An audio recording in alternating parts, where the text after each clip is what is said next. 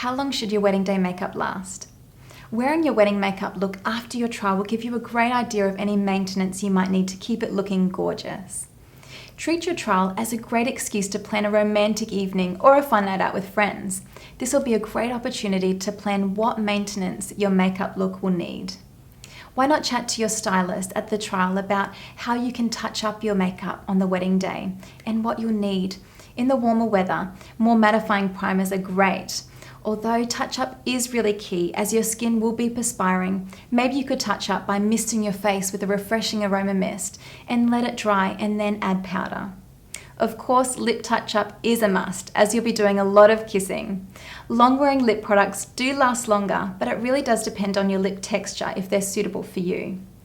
Your stylist does have a great range of touch-up lipsticks, glosses and powders available for you and your bridal party to purchase to keep you looking fabulous all day and night.